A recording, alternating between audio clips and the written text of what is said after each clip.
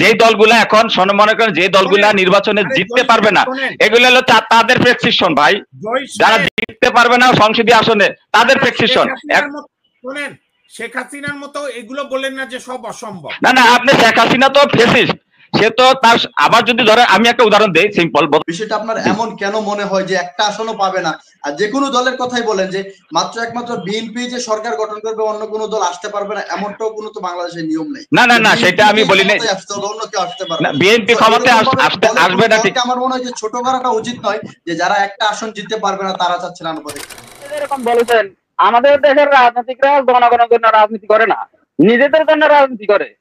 দেখেন 173 দিন হরতালের পর তত্ত্বাবধায়ক সরকার গঠিত হলো, যখন একটা বিচার গেল নিজেদের প্রয়োজনে বিচারপতিদের বয়স বাড়িয়ে এদের পিছনে পেরেক মারি দিলেন। গণতন্ত্র, আমাদের রাজনৈতিক দলগুলো গণতন্ত্রের জন্য করে না, জনগণের জন্য, শুধু নিজের 18 বছরের জন্য করেন। এখন নিজেদের প্রয়োজনে ওনারা বিভিন্ন পদ্ধতি বেছে নেন। আমরা যতদিন এই রাজনৈতিক দলগুলো দেশপ্রেমিক না হবে, জনগণের জন্য কাজ না করবে, ততদিন আমরা যত পদ্ধতি দেন কোন পদ্ধতি বাংলাদেশের কাজে আসবে না। কারণ বাংলাদেশের রাজনীতিটা দেশপ্রেমের পরিচয় দিতে পারেনি এখন পর্যন্ত। আর বলছেন আফসারি বলছেন এটা করলে ভালো হবে। জি জি বলতেছি, প্রশ্ন হচ্ছে আমরা যদি এই পদ্ধতি অনুসরণ করেন, এই পদ্ধতির প্র্যাকটিস বাংলাদেশে চালু হবে কিনা। এখন এই পর্যন্ত যে সংস্থা নিয়ে আলোচনা হচ্ছে, এখনো তো কোনো রাজনৈতিক দলে একমত হতে পারতেছে না। তাহলে এই বিষয়ে একমত হতে পারবে বলে কি আপনারা মনে করেন? ধন্যবাদ আপনাদের সবাইকে। জি ধন্যবাদ, ধন্যবাদ আপনাকে। রফিক, এমডি রফিক, কোনো প্রশ্ন থাকলে বলেন, বিষয়ের উপর কি প্রশ্ন? আসসালামু আলাইকুম, প্যানেলের সবাইকে ধন্যবাদ। আমার প্রশ্ন এখানে আখতারুজ্জামান সাহেবকে, যে তিনার একটা ভিডিও দেখলাম যে আওয়ামী লীগ ব্যতীত নির্বাচন বৈধ হবে না, তাহলে তিনি কি আবারও আওয়ামী লীগ পুনর্বাসন করতে চান কিনা, এটাই আমার প্রশ্ন জানতে চাওয়া। জি জহির, বিষয়ের উপর প্রশ্ন বলবেন ভাই, হঠাৎ কোনো অন্য কোনো বিষয় নিয়ে আসবেন না, আমরা যে বিষয়ে কথা বলতেছি সেটার উপর। মনে হয় আপনারা এই বিষয়ের। আসসালামু আলাইকুম, এনাম আলাইকুম ভাইকে অনেক ধন্যবাদ আমাকে সুযোগ দেওয়ার জন্য। আর আফসারি স্যার অনেক সুন্দর কথা বলছেন, স্যারের প্রতি মা হয় যে নব্য ফ্যাসিস্টরা কখনো আক্রমণ করে বসে কিনা। আমার প্রশ্ন আপনাদের প্রিয় আলোচকদের কাছে, যে যারা আগামী ক্ষমতায় যাবে, বর্তমান পদ্ধতিতে তারা ক্ষমতায় গেল, তারা ভোট পাইলো 50%, যারা ক্ষমতায় গেল না তারা ভোট পাইলো 48% অথবা 40%। এখন আমার প্রশ্ন হলো স্যার, আমাদের এই 48% কিভাবে মূল্যায়ন করবেন? আমরা কি গণতন্ত্রের বাইরে? ধন্যবাদ। জি ধন্যবাদ। জি জয় সাহেব বলেন। মনে ভাই আসসালামু আলাইকুম, আমি আমার প্যানেলের অতিথিদেরকে আমার পক্ষ থেকে সালাম। এখন আপনার যে আলোচনার বিষয়টা হচ্ছে যে পিআর পদ্ধতি। এখন এই পিআর পদ্ধতিটা হচ্ছে আপনি মনে করেন, আমি একটা আমাকে দিয়ে উদাহরণ দিচ্ছি। আমি মনে করেন আমি এক জায়গা থেকে আসন থেকে নির্বাচন করলাম, আমি পাইলাম 10,000 ভোট, আরেকজন ক্যান্ডিডেট পাইলো 1 লক্ষ ভোট। এখন পিআর পদ্ধতিতে দেখা যাচ্ছে আমার যেই পার্টি, সে তার ভোটের পার্সেন্টেজ আছে 5%, আমি কি ওইখান থেকে নির্বাচিত হতে পারবো? ওইখানকার জনগণ তো ভোট দিয়েছে ওই 1 লক্ষ ভোট যে পাইছে, আমি তো মাত্র 5,000 বা 10,000 ভোট পাইছি। আমাকে যদি মনে করেন পিআর পদ্ধতির কারণে আমার দল বললো যে জহিরকে দিতে হবে এখানকার আসনের নমিনেশন, অর্থাৎ তাকে এখানকার সংসদীয় আসনে বানাইতে হবে, তাহলে ওই লোকটা কি এই যে 1 লক্ষ ভোট জনগণ ভোট দিল, তা ওদের এই ভোটের মূল্যায়নটা কোথায় থাকবে? এখন আমাদের দেশে যে পিআর পদ্ধতিতে আমার যতটুকু মনে হয় যে কোনো প্রার্থী থাকবে না, দল থাকবে।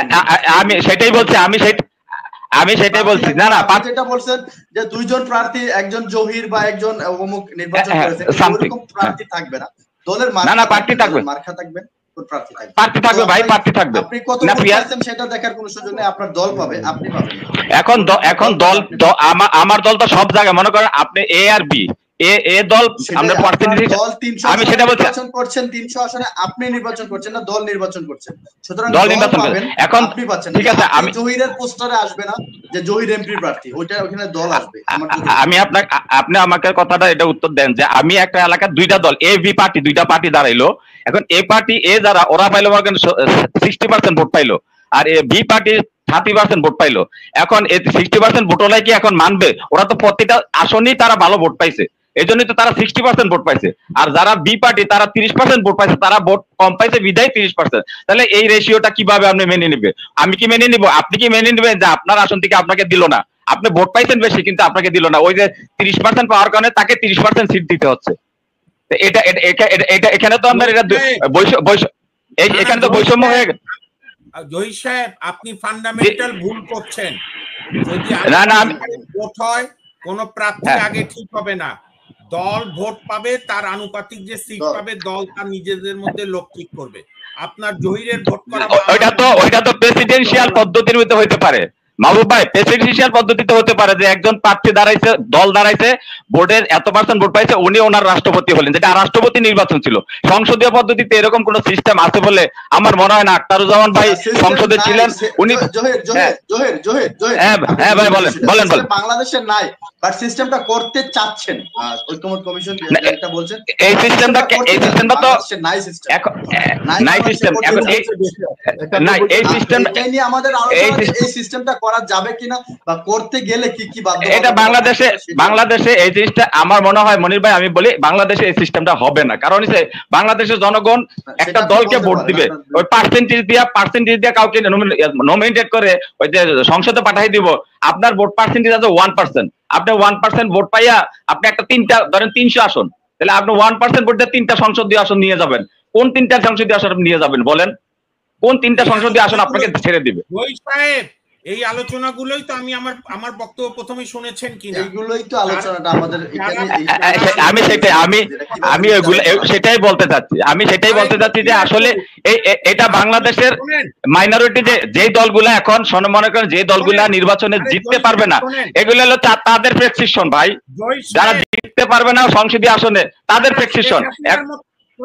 শেখ হাসিনার মতো এগুলো বলেন না যে সব অসম্ভব। না আপনি শেখ হাসিনা তো ফেসিস্ট, সে তো তার আবার যদি ধরেন আমি একটা উদাহরণ দেই, সিম্পল ধরেন বিএনপি ক্ষমতায় আসলো, 300 আসনের মধ্যে 200 বা 250 নিয়ে ক্ষমতায় আসলো, তারা যদি আবার আওয়ামী লীগের মতো ফ্যাসিস্ট হয়, তাহলে তাকেও তো এই আওয়ামী লীগের মতনই পরিণতি বরণ করতে হবে, তাই না?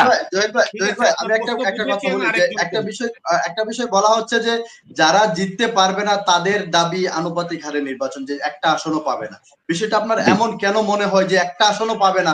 আর যে কোনো দলের কথাই বলেন যে একমাত্র বিএনপি যে সরকার গঠন করবে, অন্য কোনো দল আসতে পারবে না, এমনটাও কোনো তো বাংলাদেশের নিয়ম নেই। না সেটা আমি বলি না, অন্য কেউ আসতে পারবে না, বিএনপি ক্ষমতায় আসবে না। ঠিক, আমার মনে হয় যে ছোট করাটা উচিত নয় যে যারা একটা আসন জিততে পারবে না তারা চাচ্ছেন আনুপাতিক হারে নির্বাচন। তারা আমি তো দেখতেছি যে দলগুলো চাচ্ছে, শেখ হাসিনা, কেউ কল্পনা করে নাই যে শেখ হাসিনা 5 আগস্টে পালিয়ে যাবেন। 4 আগস্ট পর্যন্ত কেউ কল্পনা করে না, কিন্তু তিনি চলে গেছেন। 41 সাল পর্যন্ত 41 পর্যন্ত থাকার চিন্তা ছিল তাদের, 41 এর আগে পালিয়ে যাইতে হয়েছে। ঠিক আছে, ভবিষ্যতে যদি এরকমই হয়, কাউকে ছোট করার কোনো সুযোগ নেই। ধন্যবাদ আপনাকে। না আমি ছোট করছি না, আচ্ছা আমি ছোট করছি না, আমি বলেন।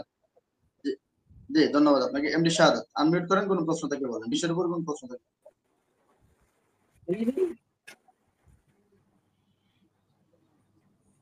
শাহাদাত শুনতে পাচ্ছি না, বলুন। জি জি জি ধন্যবাদ এনামুল হক মনির ভাইকে আমাকে কথা বলার সুযোগ করে দেওয়ার জন্য। ধন্যবাদ জানাচ্ছি বিজ্ঞ আলোচকদেরকে, অত্যন্ত গুরুত্বপূর্ণ আলোচনা করেছেন। যদিও আমি সৈয়দ মাহমুদ ভাইয়ের আলোচনাটি শুনি নাই, এবং ভাই তো আমার খুব প্রিয় মানুষ।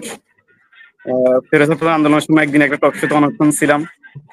তো আজকে আমি যে বিষয় নিয়ে সংক্ষেপে কথা বলার চেষ্টা করব, কথা তো অনেকগুলো আসলে, যেহেতু সময় সংকীর্ণ অল্প কি কথা বলবো। আমাদের বাংলাদেশের নির্বাচনটি হয়,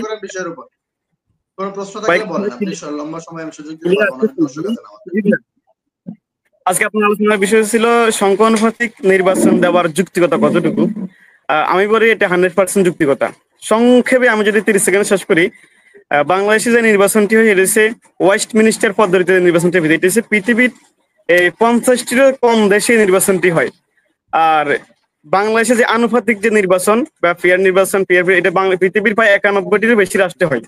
তো বাংলাদেশে বর্তমান প্রেক্ষাপটে যদি ওয়েস্টমিনিস্টার পদ্ধতিতে নির্বাচন হয়, আমরা অতীতেও দেখেছি তখন তারা স্বৈরাচার হওয়ার জন্য একেবারে সহজ হয়, কারণ তখন সংসদীয় আসনে তাদের একান্ত সকল তাদের এমপি মন্ত্রীও থাকে। অন্য অন্য দলের যারা আছে, যারা অনেক ভোট পাওয়ার পর তারা হয়তো আসার সুযোগ হয় না। যদি সংখ্যা আনুপাতিক হারে নির্বাচন মাধ্যমে যদি ভোটটা হয়, তাহলে সর্বদলীয় লোক থেকে সংসদে উঠবে, সবাই কথা বলার স্বাধীনতা থাকবে, এবং চাইলেও কোন একটি সরকার স্বৈরাচার হয়ে উঠতে পারবে না। ওই হিসাবে আমি মনে করি যে সংখ্যা আনুপাতিক নির্বাচন দেওয়া সময়ের দাবি। সালাম আলাইকুম রহমতুল্লাহ। জি, ধন্যবাদ।